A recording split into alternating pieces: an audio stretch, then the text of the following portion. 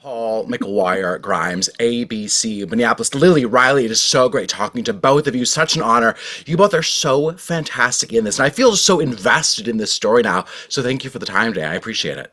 Thank you, Thank you for Paul. the time as well. Yeah. Now, Riley, I want to start with you. You play Rebecca, who wrote the novel that's about this story. I know that she has since passed away, but did you or Quinn Shepard get to work with her at all early on to kind of get that really direct knowledge of the case? hmm Quinn spent loads of time with Rebecca, and they were very close, and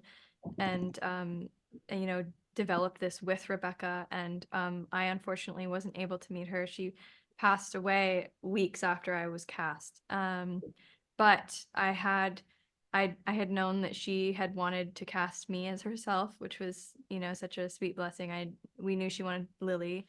And so it was kind of her two dream actors, which was very cool. And then yeah, of course, I had Quinn, who was just always able to, um, Rebecca-fy things if they weren't feeling, totally accurate, and she was always there as an amazing resource. And I think that Rebecca had, felt drawn to me for some reasons, and I think that Quinn also allowed me to bring my own version of Rebecca into Rebecca, as well, which was so it was very collaborative in that way.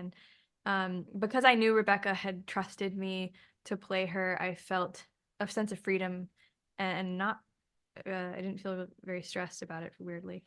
Yeah. Well, I love that. I mean, that must be such an honor knowing that she wanted you to play her for both of you in both of your roles. I think that's really great. I'm curious to get both of your takes on this. I think one of the themes that really stands out to me is identity, with both, Rena and Cam trying to find their own identities within their family and life expectations. How often do you think about that in the roles that you take on and what that means for your own identity or brand? Lily, why don't you start that? And Riley, I'm curious to hear your thoughts on that as well, of course.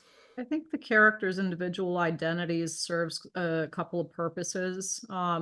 Each character is very humanized in this, and it's a universal thing that we all have an identity search, identity formation. That's what being an adolescent is. Cam is a character whose identity in a lot of ways is denied her, and we understand that more as we go through the series. And that she grew up in a family where her identity is kind of forced upon her. So we see her navigating that. I think it also gives her a deeply compassionate instinct about the Rena case, particularly. And then the identities of each individual character are so tied to the communities and people that are represented in the space that we're telling the story. They're tied to certain lots in society. Some identities are more marginalized than others in this piece. And to have these characters in these micro senses of individuals experiencing their own humanity, the audience gets to experience that, and we get to have a really rounded, diverse conversation about something that's almost impossible to understand. It's so complex.